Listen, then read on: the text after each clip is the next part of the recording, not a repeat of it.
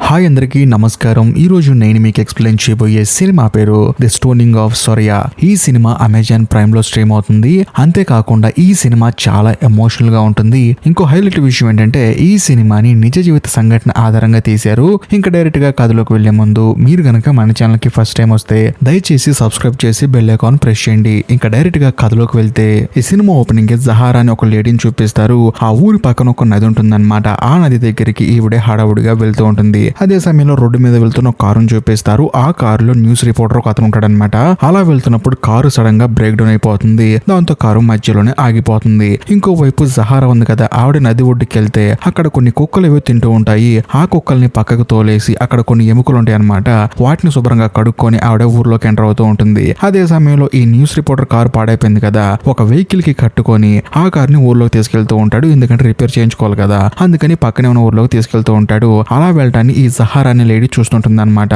మరోవైపు ఈ news reporter మాత్రం ఊర్లోకి ఎంటర్ అయిపోతాడు. కారుని ఒక మెకానిక్ షెడ్ దగ్గర ఆపి, ఏమండి నా కారు కొంచెం బ్రేక్ డౌన్ అయిపోయింది, మీరు కొంచెం బాగు చేస్తారని చెప్పి అనడంతో ఆ మెకానిక్ ఏమంటాడంటే నాకు కొంచెం ఒంట్లో బాగలేదండి, అందుకని ఈ రోజు రెస్ట్ తీసుకుంటాను, కాబట్టి రేపు చేస్తానని చెప్పి అనడంతో ఆ న్యూస్ రిపోర్టర్ ఏం చేస్తారంటే నీకు కావాల్సినంత డబ్బులు ఇస్తాను, నేను అర్జెంట్ గా వేరే ఊరు వెళ్ళాలి కాబట్టి బాగు చేయని చెప్పి అనడంతో ఆయన కూడా సరే అని చెప్పేసి బాగు చేస్తూ ఉంటాడు.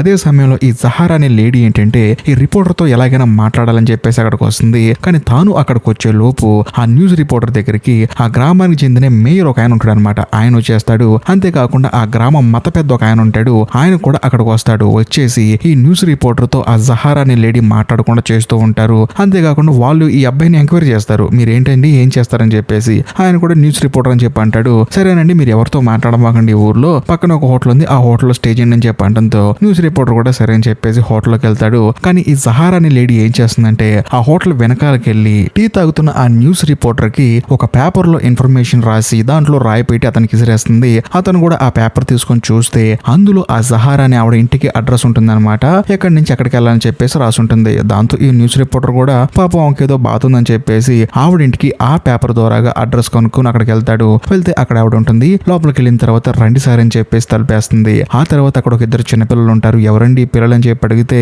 మా చుట్టాల అమ్మాయి పిల్లలు అని చెప్పేసి అంటుంది. ఏంటండి మీ ప్రాబ్లం అని చెప్పి అంటంతో ఆవిడేమంటుందంటే చూడండి ఇప్పుడు నేను మీకు చెప్పబోయే కథ నిజంగా జరిగింది కదా, మీరు ఖచ్చితంగా న్యూస్ రిపోర్టర్ కాబట్టి దీని గురించి న్యూస్ పేపర్ లో రాయాలి. అంతేకాకుండా నేను ఏ బాధతో చెప్తున్నానో ఆ బాధను మీరు రికార్డ్ చేసుకోవాలని చెప్పేసి టేప్ రికార్డర్ లో రికార్డ్ చేసుకోమంటుంది. దాంతో ఆయన కూడా సరే అని చెప్పేసి రికార్డ్ చేసుకుంటాడు. అప్పుడు ఈ జహారా అని ఆవిడ చెప్పడం స్టార్ట్ చేస్తుంది. ఇందాక ఇద్దరు పిల్లల్ని చూశారు కదా, ఆ ఇద్దరు పిల్లలకి తల్లి సొరయా, ఆవిడే మన కథలో హీరోయిన్ వాళ్ళ హస్బెండ్ ఒక పోలీస్ ఆఫీసర్ అనమాట. అతను వచ్చేసి ఈ ఊరి మత పెద్ద దగ్గరకు వచ్చి చూడు నేను పోలీస్ ఆఫీసర్ గా పనిచేస్తున్న జైలుకి నువ్వు ఒకసారి క్రిమినల్ గా వచ్చావు, శిక్ష కూడా అనుభవించావు, కాకపోతే మా కర్మ కొద్దీ ఈ ఊరికి మత పెద్ద అయ్యావు. నేను నీ గురించి ఈ ఊర్లో ఎవరికి ఏ విషయం చెప్పకూడదు అనుకుంటే నువ్వు నాకు ఈ ఊర్లో సహకరించాలి, లేకపోతే నువ్వు ఖైదీ ఉన్న సంగతి ఈ ఊర్లో చెప్తాను, నీ పరువు మొత్తం పోతుందని చెప్పి అంటంతో ఆ ఊరి మత పెద్ద కూడా చేసేదేం లేక హీరోయిన్ వాళ్ళ హస్బెండ్ అంటే సొరాయ వాళ్ళ హస్బెండ్ పోలీసు ఉన్నాడు కదా అతనికి సపోర్ట్ ఇస్తా అని చెప్పి అంటాడు. కట్ చేస్తే ఇప్పుడు మన కథలో హీరోయిన్ చూపిస్తారు. హీరోయిన్ తో మాట్లాడటానికి జహారా ఆ తర్వాత వాళ్ళ కుటుంబ సభ్యులు వచ్చేసి మాట్లాడి హీరోయిన్ కి బాయ్ చెప్పి అక్కడి నుంచి వెళ్ళిపోతారు. కరెక్ట్ గా అదే సమయానికి అక్కడికి మత పెద్ద వస్తాడు అనమాట.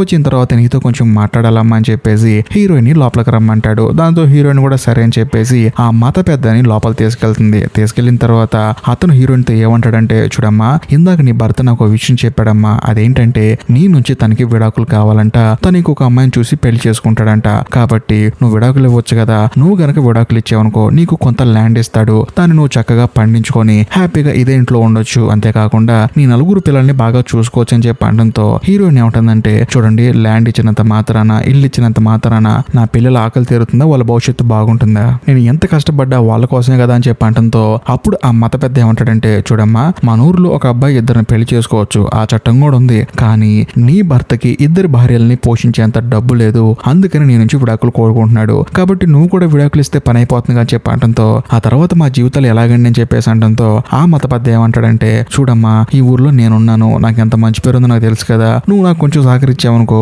నీకు నెలకి నేను డబ్బులు ఇస్తానని చెప్పేసి అంటంతో బయట ఉండి వింటున్న సహారా కోపం వచ్చేస్తుంది. బేసికల్ గా ఇదంతా సహారా వింటూ ఉంటుంది అనమాట. అసలు వీడు ఏం మాట్లాడుతున్నాడు అని చెప్పేసి దాంతో ఆవిడ కోపం వచ్చేసి ఇంట్లోకి వచ్చేసి నువ్వు అసలు మత పెద్దవే మూర్ఖుడు అని చెప్పేసి వాడిని తిడుతుంది. అంతేకాకుండా భర్త పిల్లలున్న ఒక అమ్మాయితో మాట్లాడే విధానం ఇది అని చెప్పేసి ఆ సహారా వచ్చేసి మత పెద్ద అని తిడుతూ ఉంటుంది. దాంతో ఆ మత పెద్ద ఏమంటాడంటే చూడు నేను తలుచుకుంటే ఈ ఊర్లో ఊర్లో మీ ఇద్దరిని ఏమైనా చేయొచ్చు, కాబట్టి నోరు అదుపులో పెట్టుకుని మాట్లాడని చెప్పేసి అక్కడి నుంచి వెళ్ళిపోతాడు. తాను వెళ్ళిపోయిన తర్వాత ఈ జహారా అడుగుతుంది అనమాట, ఎందుకు మీ ఆయనకి విడాకులు ఇవ్వట్లేదు, ఒకవేళ ఇష్టం అయితే తనతో హ్యాపీగా ఉండొచ్చు కదా అని చెప్పేసి అంటంతో తానేం చేస్తుందంటే తన పైన చున్ను తీసి చూపిస్తుంది. చూస్తే ఒంటి నిండా గాయాలుంటాయి అనమాట. అప్పుడు హీరోయిన్ జహారాతో ఏముంటుందంటే, చూడు నా భర్తని ఏదైనా తప్పు చేసి నన్ను విడాకులు అడిగితే అది కరెక్ట్, పోనీ నేను ఇష్టం లేకుండా విడాకులు అడిగితే కరెక్ట్, కానీ వేరే అమ్మాయిని పెళ్లి చేసుకోవడానికి నా దగ్గర నుంచి విడాకులు తీసుకుంటున్నాడు, అందుకని నేను విడాకులు ఇవ్వాలనుకోవట్లేదని చెప్పంటంతో ఆ సహారా కూడా ఆశ్చర్యపోతుంది. కట్ చేస్తే మరోవైపు ఆ పోలీసు ఉన్నాడు కదా, వాడు పెళ్లి చేసుకోబోయే ఒక అమ్మాయిని చూపిస్తారు. ఆ అమ్మాయికి కేవలం 12 సంవత్సరాలు అనమాట. అది కూడా వాళ్ళ నాన్న జైల్లో ఉంటే చూడటానికి వచ్చింది. బేసికల్ గా అదే జైల్లో ఈ పోలీస్ ఆఫీసర్ పనిచేస్తున్నాడు. అంతేకాకుండా ఈ అమ్మాయి చిన్న అమ్మాయి వాళ్ళ నాన్నకి ఏంటంటే ఉరిశిక్ష వేస్తారు. ఆ ఉరిశిక్ష నుంచి తప్పిస్తే నా కూతురు నీకు ఇస్తానని చెప్పేసి ఆ 12 సంవత్సరాల వయసున్న అమ్మాయి వాళ్ళ నాన్న హీరోయిన్ వాళ్ళ హస్బెండ్ తో చెప్పాడు, అంటే పోలీస్ తో చెప్పాడు. దాంతో ఆ పోలీస్ గాడు కూడా ఎలాగైనా సరే ఈ ఉరిశిక్ష నుంచి బయటికి తీసుకొచ్చి వాళ్ళ కూతుర్ని పెళ్లి చేసుకోవాలని చెప్పేసి మాస్టర్ ప్లాన్ వేశాడు. వాళ్ళ కూతుర్ని పెళ్లి చేసుకోవాలంటే ఫస్ట్ హీరోయిన్ కి విడాకులు ఇవ్వాలి కదా, అందుకని హీరోయిన్ తో విడాకులు కావాలని చెప్పేసి తనని ప్రతిరోజు ఇబ్బంది పెడుతూ ఉన్నాడు. కట్ చేస్తే మరుసటి రోజు హీరోయిన్ తన పిల్లలకి భోజనం పెట్టుకుంటూ వాళ్ళతో పాటు కలిసి భోజనం చేస్తూ హ్యాపీగా మాట్లాడుకుంటూ ఉంటుంది. కరెక్ట్ గా అదే సమయంలో హీరోయిన్ వాళ్ళ హస్బెండ్ వచ్చేసి ఎన్నిసార్లు అడిగినా నాకు విడాకులు ఇవ్వట్లేదు, అసలు ఏమైంది నీకని చెప్పేసి పిల్లల ముందే హీరోయిన్ ని అతి దారుణంగా తిడతాడు. వాళ్ళ ముందే హీరోయిన్ ని కొడతాడు. దాంతో హీరోయిన్ పాపం ఎంతసేపు అని చెప్పి ఆ బాధను భరిస్తుంది, ఎందాకని చెప్పి వాడి చేత కొట్టించుకుంటుంది. అందుకనే తన పిల్లల్ని తీసుకొని జహారా వాళ్ళ ఇంటికి వెళ్ళిపోతుంది. వెళ్ళిన తర్వాత నేను ఇంకా ఆ ఇంటికి వెళ్ళని చెప్పేసి తనతో మాట్లాడుతూ ఉంటుంది. జహారా కూడా సరే ఏం పర్లేదు అంతా సర్దుకుంటే అని చెప్పేసి అంటూ ఉంటుంది. కరెక్ట్ గా అదే సమయంలో ఆ ఊర్లో ఉన్న మెకానిక్ వస్తాడు. అంటే ఈ సినిమా స్టార్టింగ్ లో న్యూస్ రిపోర్టర్ కార్ బాగు చేస్తాను కదా, అతను హడావుడిగా పరిగెత్తుకుంటూ వచ్చి మా ఆవిడికి అనారోగ్యంగా ఉంది, తను ఏమైందో ఏమో కానీ మాట్లాడలేదు, అర్జెంట్ గా రా అని చెప్పేసి ఈ జహారాని తీసుకెళ్తాడు. కానీ అక్కడికి వెళ్ళిన తర్వాత మీ ఆవిడ చనిపోయిందని చెప్పేసి ఆ మెకానిక్ చెప్తుంది. దాంతో ఆయన ఎంతగానో బాధపడుతూ ఉంటాడు. అంతేకాకుండా ఆయనకి ఒక మతిస్థిమితం లేని కొడుకుంటాడు. ఇప్పుడు నా కొడుకుని ఎవరు చూసుకుంటారు, వాడికి అన్నం ఎవరు వండి పెడతారని చెప్పేసి ఆ మెకానిక్ బాధపడుతూ ఉంటాడు. కరెక్ట్ గా అదే సమయంలో హీరోయిన్ సహారా వాళ్ళిద్దరు ఏంటంటే ఈ మెకానిక్ వాళ్ళ ఇంటికి వస్తారు. వచ్చి చూస్తే అక్కడున్న కొంతమంది ఆడవాళ్ళు ఆ మెకానిక్ వాళ్ళ భార్యకి మిషన్ ఉంటుందన్నమాట. ఆ మిషన్ ని ఆవిడకు సంబంధించిన సామాన్లు తీసుకెళ్తూ ఉంటారు. కానీ వీళ్ళిద్దరు వచ్చేసి వాళ్ళని ఆపుతారు. ఆవిడ చనిపోతే ఆవిడ సామాన్లు మీకెందుకని చెప్పంటే వాళ్ళేమో ఇంకా చచ్చిపోయింది కదా ఇంకెందుకని చెప్పి అంటూ ఉంటారు. కానీ హీరోయిన్ సహారా మాత్రం ఆ సామాన్లు అక్కడే పెట్టమంటారు. కట్ చేస్తే మరోవైపు మత పెద్ద ఉన్నాడు కదా, తానేంటంటే ఈ మెకానిక్ వాళ్ళ కొడుకు పరిస్థితి ఏంటని చెప్పేసి బాగా ఆలోచించి ఒక నిర్ణయం తీసుకుంటాడు. అదేంటంటే ఇప్పుడు హీరోయిన్ కి 4 పిల్లలు ఉన్నారు కదా, హీరోయిన్ కి ఈ ఇంట్లో పనిచ్చి ఇప్పుడు ఈ మెకానిక్ వాళ్ళ కొడుక్కి అన్నం వండి పెట్టి తన బాగోగులు చూసుకుని తిరిగి ఇంటికి వెళ్ళిపోవాలి, అది పని. అలా చూసుకుంటే ఈ మెకానిక్ హీరోయిన్ కొంచెం డబ్బులు ఇస్తాడు కదా, ఆ డబ్బులతో హీరోయిన్ తన కుటుంబాన్ని రన్ చేసుకోవచ్చు. అంతేకాకుండా ఈ మెకానిక్ కూడా పెరిగి పెద్దేంత వరకు తన ఇంట్లో పని చేస్తే వాడి పని వాడు చేసుకుంటాడని చెప్పేసి ఒక నిర్ణయం తీసుకుంటాడు. దానికి జహారా కూడా ఒప్పుకుంటుంది. అందరూ ఒప్పుకుంటారు, హీరోయిన్ వాళ్ళ హస్బెండ్ కూడా ఒప్పుకుంటాడు. దాంతో ఆ మెకానిక్ ఎంతగానో ఆనందపడతాడు. అదే సమయంలో హీరోయిన్ ఏం చేస్తుందంటే ఆ మెకానిక్ వాళ్ళ వైఫ్ మిషన్ దొంగతనం చేయబారు కదా, ఆ మిషన్ తీసుకొచ్చి చూడండి మీ ఆవిడ మిషన్ దొంగతనం చేయబారని అని చెప్పేసి ఆయనకి ఇస్తూ ఉంటుంది. అదే సమయంలో ఆయన కూడా థ్యాంక్ యూ అమ్మా అని చెప్పేసి తీసుకుంటాడు. అలా తీసుకునేటప్పుడు అనుకోకుండా ఆ మెకానిక్ చెయ్యి హీరోయిన్ చేతికి టచ్ అవుతుంది. అది దూరం నుంచి హీరోయిన్ వాళ్ళ హస్బెండ్ చూస్తాడు. చూసిన తర్వాత వాడికి మనసులో ఒక ఆలోచన మొదలవుతుంది. అదేంటంటే నా భార్యని ఎవడో ముట్టుకోకూడదు, అంతేకాకుండా ఇప్పుడు నాకు వేరే అమ్మాయితో పెళ్లి కావాలి, దీనికి నేను ఏం చేయాలని చెప్పేసి మనోడు విపరీతంగా ఆలోచిస్తూ ఉంటాడు. కట్ చేస్తే మరుసటి రోజు హీరోయిన్ వెళ్ళి ఆ మెకానిక్ వాళ్ళ ఇంట్లో పనిచేసి అప్పుడే బయటకు వస్తుంది. అలా వచ్చేటప్పుడు ఆ మెకానిక్ వాళ్ళ కొడుకు కూడా అమ్మ అమ్మ అని చెప్పేసి హీరోయిన్ దగ్గరికి వస్తాడు. దాంతో హీరోయిన్ ఎంతగానో ఆనందపడుతుంది. అదే సమయానికి ఆ మెకానిక్ కూడా వచ్చేసి థ్యాంక్స్ అమ్మ అని చెప్పి అంటాడు. దాంతో హీరోయిన్ కూడా సరే అని చెప్పేసి నవ్వుతూ మాట్లాడి అక్కడి నుంచి వెళ్ళిపోతుంది. కానీ హీరోయిన్ వాళ్ళ హస్బెండ్ మాత్రం దూరం నుంచి చూసి తనని తప్పుగా అర్థం చేసుకుంటూ ఉంటాడు. ఇంకా ముఖ్యంగా తనని తప్పుగా ఎలా ఈ ఊర్లో అందరికీ చూపించాలని చెప్పేసి ఆలోచిస్తూ ఉంటాడు. కట్ చేస్తే ఆ రోజు సాయంత్రం హీరో ఆ ఊరి మత పెద్దను మీట్ అవుతాడు అనమాట. మీట్ అయిన తర్వాత నా భార్య మీద నాకు కొంచెం డౌట్ గా ఉంది, ఎందుకు ఆ మెకానిక్ గాడితో కొంచెం రిలేషన్ లో ఉందనిపిస్తుంది అని చెప్పి అనడంతో ఆ మత పెద్ద ఏమంటాడంటే చూడు మీ ఆవిడ చాలా మంచిది, నువ్వు ఎంత ఇబ్బంది పెట్టినా సరే తను ఏం మాట్లాడకుండా నీతో ఉంటుంది చూడు, ఆ ఒక్క పాయింట్ చాలు నీ భార్య మంచిదంటానికి అని చెప్పి అనడంతో హీరో కోపం వచ్చేసి అదంతా పక్కన పెట్టు, ముందు నేను చెప్పిన చూడని చెప్పి అనడంతో ఆయన ఏమంటాడంటే సరే నిజంగానే నీ భార్య తప్పు చేసింది అనుకుందాం, ఒకవేళ అలా చేస్తే నీ భార్యకి శిక్ష వేసే అధికారం నా దగ్గర లేదు, మన ఊరి మేయర్ దగ్గర ఉంది, ఆయన కూడా ఏంటంటే సాక్షులు ఉంటేనే శిక్ష వేస్తాడు తప్ప అదేం లేకుండా నా భార్య తప్పుడుదని చెప్పంటే ఆయన ఊరికి నేను శిక్ష వేయడు, కాబట్టి చూసుకో అని చెప్పి అనడంతో హీరో ఆలోచనలో పడతాడు. కట్ చేస్తే మరుసటి రోజు నుంచి ఊర్లో హీరోయిన్ గురించి తప్పుగా మాట్లాడుకుంటూ ఉంటారు. అలా మాట్లాడుకోవడం సహారా కూడా వింటుంది. ఇంకోవైపు మన కథలో హీరోయిన్ ఆ మెకానిక్ ఇంట్లో పనిచేసి ఫుడ్ అంతా వండేసి ఇంటికి వెళ్ళిపోతూ ఉంటుంది. అప్పుడు ఆ మెకానిక్ వచ్చి, ఏంటమ్మా పని అయిపోయిన వెంటనే వెళ్ళిపోతున్నావు, కొంతసేపు ఉండొచ్చు కదా, పిల్లాడికి తోడుగా ఉంటుంది, నాకు కూడా తోడుగా ఉంటుంది అని చెప్పి అనడంతో హీరోయిన్ ఏమంటుందంటే, చూడండి బయట జనం తప్పుగా అనుకుంటారు, అందుకనే వెళ్ళిపోతున్నానని చెప్పి అనడంతో ఆ మెకానిక్ కూడా అర్థం చేసుకొని సరే వెళ్ళమ్మా అని చెప్పేసి అంటాడు. కట్ చేస్తే మరుసటి రోజు హీరోయిన్ వాళ్ళ హస్బెండ్ ఆ తర్వాత ఆ మత పెద్ద వాళ్ళిద్దరూ ఆ ఊరి మేయర్ దగ్గరికి వెళ్ళి హీరోయిన్ క్యారెక్టర్ మంచిది కాదు, అంతేకాకుండా ఆ మెకానిక్ గారితో రిలేషన్ లో ఉందని చెప్పేసి తన గురించి తప్పుగా చెప్తారనమాట. కానీ ఆ మేయర్ ఏమంటాడంటే, చూడండి మీరు ఏది చెప్పినా సరే ఆధారాలు ముఖ్యం, ఎవరైనా సాక్షులు ఉంటే రండి అని చెప్పేసి వాళ్ళని బయటికి పంపించేస్తాడు. మరోవైపు వీళ్ళందరూ ఏం మాట్లాడుకున్నారని చెప్పేసి జహారా వచ్చేసి గోడ పక్క నుంచి వింటుంది. వెంటనే ఆ ఊరి మేయర్కి వెళ్ళి చెప్తుంది, చూడు ఒకప్పుడు నువ్వు నన్ను పెళ్లి చేసుకోవాలనుకున్నావు, కానీ పరిస్థితులు బాగోక నేను పెళ్లి చేసుకోవట్లేదు, ఆ కోపంతో ఇప్పుడు హీరోయిన్ జీవితం నాశనం చేద్దని చెప్పి అనడంతో ఆ మేయర్ ఏమంటాడంటే, చూడు నేను నీ మీద కోపంతో వేరే వాళ్ళకి శిక్ష వేసేంత మూర్ఖుని కాదు, ఒకవేళ సాక్షులు ఉంటే మాత్రం ఖచ్చితంగా శిక్ష వేస్తా అని చెప్పి అంటాడు. వెంటనే ఆ జహారా కోపం వచ్చేసి ఆ మేయర్ ని ఒక పేగు బెగుతుంది. ఏంటి అలా మాట్లాడుతున్నావు, ఇన్ని రోజులుగా ఈ ఊర్లో ఉంటున్నావు, సొరియా గురించి నీకు తెలియదు అని చెప్పేసి జహారా కోపంగా అక్కడి నుంచి వెళ్ళిపోతుంది. కట్ చేస్తే ఆ మరుసటి రోజు హీరోయిన్ వాళ్ళ హస్బెండ్ ఆ ఊరి మత పెద్ద వాళ్ళ ఇంటికి వెళ్తాడు. వెళ్ళిన తర్వాత అక్కడికి మెకానిక్ ని రమ్మంటాడు. వచ్చిన తర్వాత ఆ ఊరి మత పెద్ద అడుగుతాడు అనమాట, చూడు హీరోయిన్ మీ ఇంట్లో పనిచేస్తుంది కదా, నీకు హీరోయిన్ కి ఏమన్నా సంబంధం ఉందా అని చెప్పి అడిగితే, అదేంటండి అలా మాట్లాడుతున్నారు, ఆ అమ్మాయి చాలా మంచిదండి, అయినా ఆ అమ్మాయితో నాకెందుకు సంబంధం ఉంటుందని చెప్పి అనడంతో,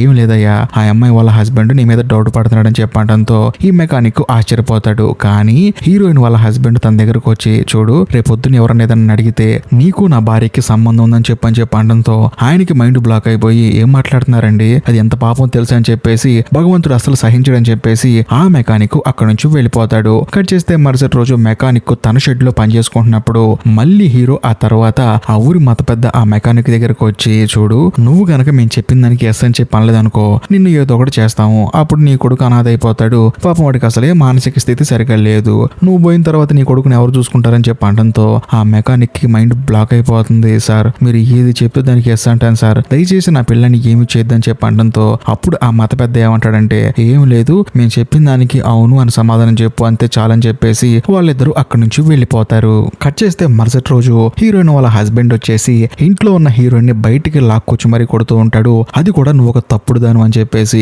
దాంతో ఊర్లో వాళ్ళందరూ నవ్వుతూ ఉంటారు. అదే సమయంలో సహారా వచ్చేసి ఆపేసి, మీ ఇద్దరికి ఏదైనా గొడవ ఉంటే ఇంట్లో మాట్లాడుకోండి, అంతేకాని ఇలా రోడ్డు మీద ఆ అమ్మాయి పరువు తీమాకని చెప్పేసి సహారా వచ్చేసి హీరోయిన్ ని తన ఇంట్లో తీసుకెళ్తుంది. తీసుకెళ్లిన తర్వాత హీరోయిన్ వాళ్ళ హస్బెండ్ ఏం చేస్తాడంటే ఆ ఊరి మేయర్ ని తీసుకుని డైరెక్ట్ గా సహారా వాళ్ళ ఇంటికి వస్తాడు. వచ్చిన తర్వాత నా భార్య ఆ మెకానిక్ గారితో రిలేషన్ లో ఉంది, అందుకనే తనని నేను కొడతానని చెప్పడంతో ఆ ఊరి మేయర్ ఏమంటాడంటే, అమ్మా నీ భర్త చెప్పేది నిజం అని చెప్పడంతో నాకు ఏ పాపం తెలియదని చెప్పేసి హీరోయిన్ ఏడుస్తూ ఉంటుంది. కానీ హీరోయిన్ వాళ్ళ హస్బెండ్ ఏమంటాడంటే, నేను కల్లారా చూశానండి, ఆ మిషన్ ఇచ్చేటప్పుడు వాళ్ళిద్దరు చేతులు టచ్ చేసుకోవడం, అంతేకాకుండా పని అయిపోయిన తర్వాత ఇంటికి వచ్చేటప్పుడు ఒకళ్ళొకళ్ళు నవ్వుకుంటూ రావడం నేను చూశానని చెప్పడంతో హీరోయిన్ ఏమంటుందంటే, పని ఇచ్చి జీతం ఇచ్చే వ్యక్తితో నవ్వుతూ మాట్లాడటం కూడా తప్ప అని చెప్పేసి ఆ ఊరి మేయర్ని అడుగుతుంది. దాంతో మేయర్ ఏమంటాడంటే, ఏది ఏమైనా సరే బలమైన సాక్ష్యం లేకుండా ఈ అమ్మాయి మీద మేము చర్యలు తీసుకోలేమని చెప్పి అంటంతో వెంటనే హీరో ఏం చేస్తాడంటే ఆ ఊరి మెకానిక్ ని తీసుకొస్తాడు. తీసుకొచ్చిన తర్వాత హీరోయిన్ కి నీకు రిలేషన్ ఉందని చెప్పి అడిగితే ఉంది అని చెప్పేసి ఆ మెకానిక్ ఒప్పుకుంటాడు. అది కూడా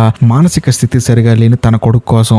దాంతో ఇది విన్న ఆ మేయర్ ఏంటంటే హీరోయిన్ ని కోపంగా చూస్తాడు. దాంతో హీరోయిన్ ఎంతగానో బాధపడుతూ ఉంటుంది. అదే సమయంలో ఆ మెకానిక్ మాత్రం హీరోయిన్ మొహం చూడలేక అక్కడి నుంచి వెళ్ళిపోతాడు. ఆ తర్వాత ఆ మేయర్ ఏం చేస్తారంటే హీరోయిన్ ఇక్కడ నుంచి తప్పించుకొని పారిపోకుండా ఆ ఇంట్లో చాలా మంది ఆడవాళ్ళని రప్పించి హీరోయిన్ కి కాపలా పెడతాడు. అంతేకాకుండా ఆ మేయర్ ఆ ఊరి మత పెద్దను పిలుస్తాడు. సో వాళ్ళిద్దరు కలిసి హీరోయిన్ వాళ్ళ నాన్నని పిలుస్తాడు. అంతేకాకుండా ఇంకొంతమంది పెద్దలను పిలుస్తారు. వాళ్ళందరూ కొంతమంది గన్నులు పట్టుకొని వచ్చి హీరోయిన్ అక్కడి నుంచి తప్పించుకొని పోకుండా ఇంటి చుట్టూ కాపలా కాస్తారు. ఈ గ్యాప్ లో హీరోయిన్ వాళ్ళ నాన్న, ఆ మేయర్, మత పెద్ద, హీరోయిన్ వాళ్ళ హస్బెండ్ వాళ్ళందరూ కూర్చొని అసలు హీరోయిన్ కి ఏ శిక్ష చేయాలని చెప్పేసి మాట్లాడుకుంటూ ఉంటారు. ఇక్కడ ఇంకో హైలైట్ ఏంటంటే హీరోయిన్ వాళ్ళ నాన్నకి హీరోయిన్ అంటే చిరాకు. అంతేకాకుండా తనను ఒక బొమ్మలా చూస్తాడు. కేవలం ఇంట్లో పనిచేసే ఒక పని మనిషిలా చూస్తాడు తప్ప తన కూతురు అని చెప్పేసి ఎమోషన్ గా ఏ రోజు ఫీల్ అవ్వలేదు. అందుకనే హీరోయిన్ కి పెళ్ళైన తర్వాత ఇప్పటి వరకు తన దగ్గరికే రాలేదు. ఆ తర్వాత లోపలికి వెళ్ళిన పెద్దలందరూ మాట్లాడుకొని హీరోయిన్ తప్పు చేసింది, మేమందరం ఒక నిర్ణయానికి వచ్చాము, తనకి ఇక్కడే శిక్ష వేయాలని నిర్ణయించుకున్నాము, కాబట్టి గొంత తీయండి, ఆ తర్వాత రాళ్ళు పోగు చేయండి అని చెప్పడంతో అందరూ కలిసి గొంత తీస్తూ ఉంటారు. రాళ్ళు కూడా పోగు చేస్తూ ఉంటారు. కరెక్ట్ గా అదే సమయానికి అక్కడికి ఒక సర్కస్ బండి వస్తుంది. పాపం వీళ్ళందరూ జనం ఎందుకు గుమ్ముగడారు తెలియక వాళ్ళు వచ్చేసి అక్కడ సర్కస్ చేస్తూ ఉంటారు. దాంతో వాళ్ళని తిట్టి అక్కడ నుంచి పంపించేస్తారు. అలా గుంట తీసి రాళ్ళని పోగు చేసిన తర్వాత ఆ ఊరి మేయర్ వచ్చేసి హీరోయిన్ ని తీసుకురమ్మంటాడు. హీరోయిన్ కూడా వస్తుంది. వచ్చిన తర్వాత ఈ ఊరి ప్రజలకి నువ్వేమైనా చెప్పాలనుకుంటున్నావు అని చెప్పి అంటంతో హీరోయిన్ చెప్పడం స్టార్ట్ చేస్తుంది. తాను ఏమంటుందంటే, చూడండి, నేను ఈ ఊర్లోనే పుట్టి పెరిగాను. చిన్నప్పటి నుంచి మీ కళ్ళ ముందు తిరుగుతున్నాను. ఏదో ఒక పని మీద ప్రతి ఒక్కరి ఇంటికి వచ్చే ఉంటాను. మీరందరూ నన్ను చూసుంటారు కదా, నా మనస్తత్వాన్ని మీరు అర్థం చేసుకుని ఉంటారు కదా. అంతేకాకుండా నా భర్త నన్ను ఎంత వేధిస్తున్నాడో మీకు కూడా తెలుసు. తను ఒక 12 సంవత్సరాల అమ్మాయిని పెళ్లి చేసుకుందాం అని చెప్పేసి నన్ను విడాకులు ఇమ్మని చెప్పేసి నన్ను ఎంత టార్చర్ చేస్తున్నాడో మీ అందరికీ తెలుసు. అలాంటి మీరు నేను ఈ తప్పు చేశారంటే నమ్ముతున్నారా? బేసికల్ గా నేను విడాకులు ఇస్తే నా భర్త రెండో పెళ్లి చేసుకుని ఆ అమ్మాయితో హ్యాపీగా ఉందాం అనుకున్నాడు. కానీ రెండో పెళ్లి చేసుకున్నా కూడా నాకు ఆస్తిలో సగభాగం ఇవ్వాలి, అంతేకాకుండా నా పిల్లల్ని పెంచి పోషించడానికి కొంత డబ్బులు ఇవ్వాలి.